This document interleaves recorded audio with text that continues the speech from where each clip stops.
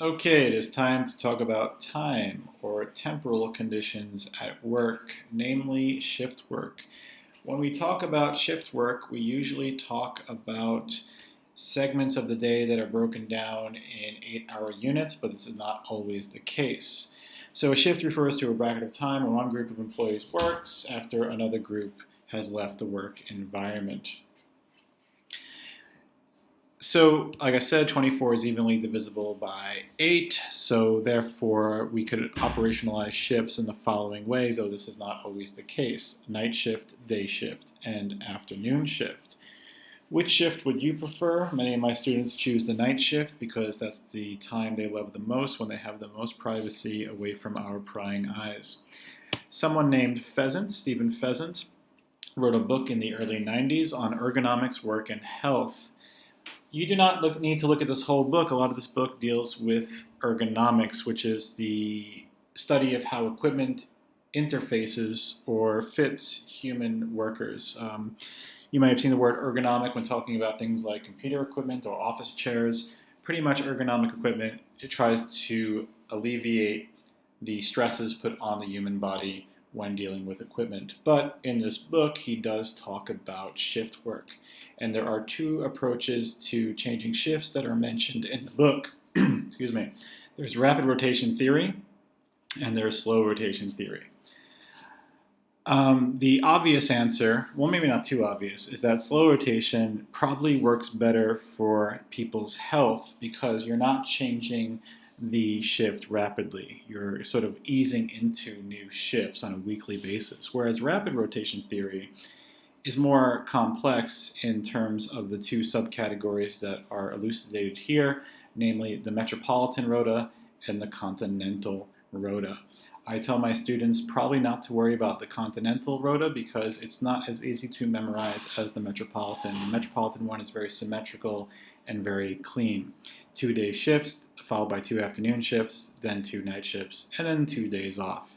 People always need time off. Why do they need time off? Because our circadian rhythms are not 24 hours. They're actually more than 24 hours. If you don't know what a circadian rhythm is, it is actually quite helpful for this study, and we'll talk about that a little bit more in just due time. So that's the metropolitan rota. Continental rota is a 2-2-3-2-2-3-2-3 model, which again I think is not as easy to know as the metropolitan rota. You could pause this and look at what the continental is if you would like. But the overall conclusion of Stephen Pheasant is that slow rotation will alleviate or have a better effect on your workers than rapid rotation.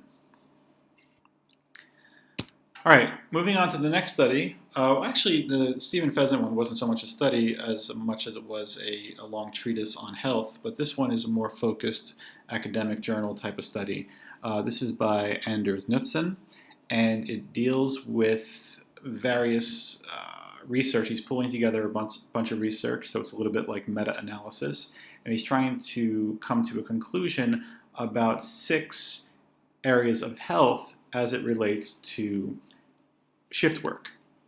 And he looked at mortality, gastrointestinal disease, cardiovascular disease, cancer, diabetes and metabolic disturbances, and pregnancy. And he pulled together a bunch of research from different sources to see if there's anything that could be said with some confidence about each of these being a result of shift work.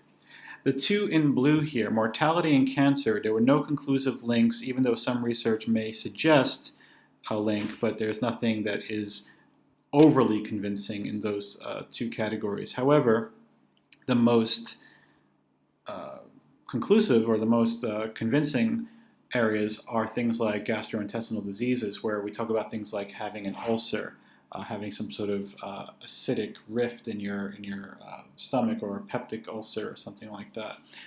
So the shift workers tended to have more ulcers than day workers. Cardiovascular disease, things like how would you describe cardiovascular disease? Some sort of proclivity towards heart disease or heart attack or something like that. There was a strong correlation. Diabetes and metabolic disturbances, studies have conflicting results on these. Some suggest there is a link between shift work and diabetes, but it's not overly conclusive. However, they did find that there were different rates of chemicals in the bodies of people who worked at night shifts, higher concentrations of glucose or cholesterol or things of that nature, but they tended to go back to normal once people returned to their day shifts. So this was not a long-lasting effect. Maybe I should change the color for that category.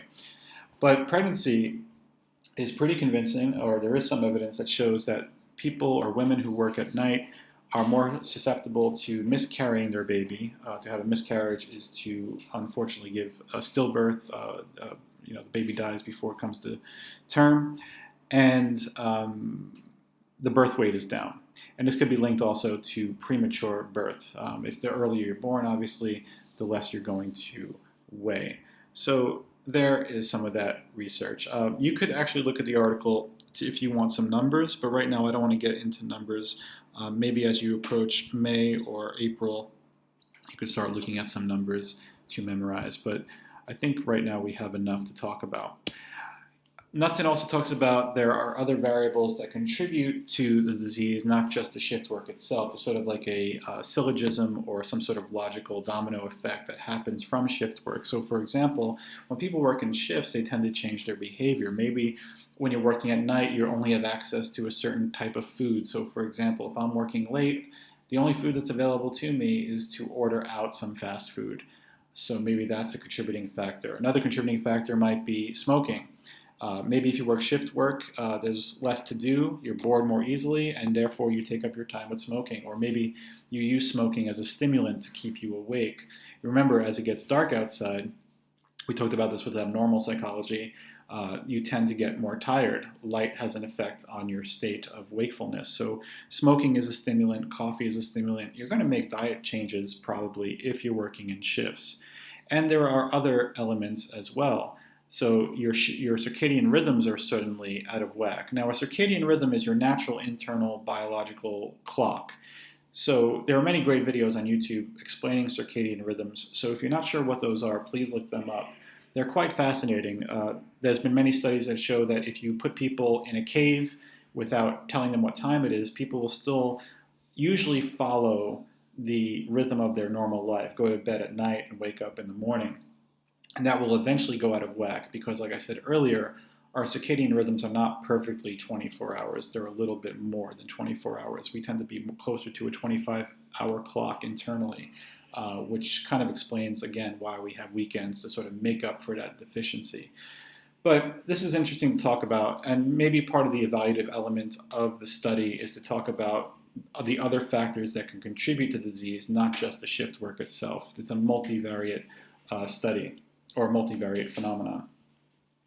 Okay, and the last part of this is more laser focused than the previous two sources that we talked about. So when we talk about Pheasant, we talked about a general health book. And then when we talk about Knudsen, we talk about meta-analysis. Now we get to actual old-fashioned, good old experimental research. And for those people who like the stuff we did in AS year, this stuff is probably more up your alley. Talking about Gold et al. 1992, shift work and accidents. Of course, this is going to have high environmental or ecological validity because we're doing this in hospitals, specifically hospitals in Massachusetts with 878 nurses. So again, it's going to have some good qualities because it's highly generalizable. So various shifts exist over a 2-week period that are being looked at, and their sleeping and waking times were reported, and this was all done through self-report. They monitored if there were drugs used in the aid of sleep. They were asked to report on whether they were nodding off while driving. They were asked how many times did you make an accident or a near accident or a near miss. That includes also automobile accidents and possible personal injury. The nurses are broken down into 3 groups, those who were consistently working day shifts, those who worked night shifts, and those who rotated between the two. The hypothesis will be that the latter 2 categories, the rotators and the night shift people, are probably going to be more prone to some of these variables than those who consistently work in day shift. The disruption of the circadian rhythm in this study was operationalized in the following way. If the nurses lacked some sort of anchor sleep, now anchor sleep is the 4-hour period that are consistently used from sleep regardless of when you go to sleep and when you wake up. So let's say one night I went to bed at 10 and woke up at 6, and another night I went to bed at 2 and woke up at 10. So in that situation, 2 to 6 would be my anchor sleep. So this is a very neat way to operationalize disruption of circadian rhythm if you're lacking those consistent 4 hours from day to day. Now this study gives us a lot of graphs and a lot of detail, and I invite you to pause this stuff on your own if you would like to look at it. But I tell my students, memorizing this much data is nearly impossible unless you have some sort of photographic memory. So it would be unrealistic for you to memorize this. However, you may want to know one or two segments of it. So which parts of this data are the most telling or the most surprising, perhaps? All right, well, since you're here, let me just point out two things. I think they're all pretty telling, but nodding off while driving to work, you see that those who worked a day shift, about 21%, and that jumps to nearly 50% for both the night and the rotator nurses. So shift work might be dangerous and affect mortality, and if you look down to the bottom, there also is some increases in automobile accidents, and those two things are probably not separate. Another thing, as far as workplace, the propensity for errors is higher as well for those who work at night and those who work rotator shifts. So medication error goes from 5.8% on day workers all the way up to 12.1 for rotators. So this research is actually quite useful. So if you wanted to evaluate it, you could say it's very useful so that people who are in charge of medical staff might want to reflect on these numbers to see how they could improve safety standards. So maybe their rotation model is too rapid. Maybe they do more slow rotation, as is suggested by Pheasant in his book on ergonomics. Other evaluative stuff you could talk about are actually given by the researchers themselves. At the end of their study, they say that reporting bias may have been present as well as selection bias. Let's handle these one by one. Reporting bias would be that because it's a self-report, they may have given false feedback or just fudged the numbers in their favor. But if that doesn't seem to be the case, I'm surprised that many of these nurses are willing to share their workplace accidents of perhaps giving the wrong medication to the wrong patient. So, maybe those numbers would be higher if they weren't fearful about losing their jobs. But it seems that many women weren't that fearful about consequences because those numbers would be zero otherwise. Another problem might be selection bias. Not everybody who was given the survey handed in the survey. So that might mean that people who have a certain sense of responsibility or a certain willingness are selected above those who tend to be more forgetful or not so willing.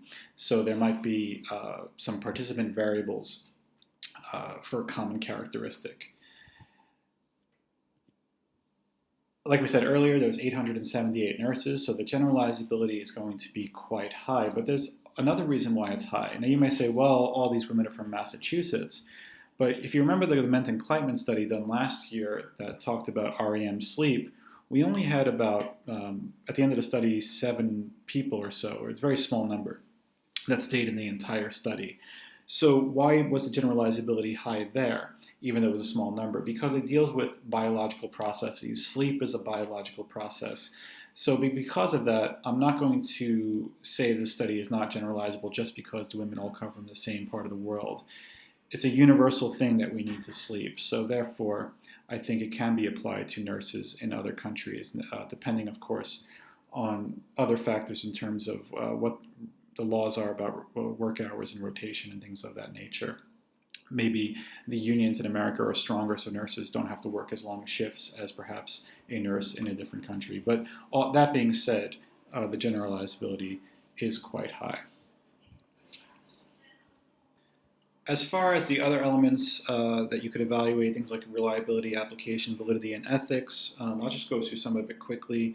I think the application is quite good. It lets, again, people who run wards in hospitals reflect on how they can improve safety. Validity is an issue because of possible bias in reporting and in selection, and I think the ethics is fine. The ethics is trying to help people. I don't think there was much discomfort in doing this questionnaire. The women should have been assured of the anonymity of the questionnaires. So it's pretty strong in most regards. All right, guys, we'll move on to accidents at work in the next video. Have a good one.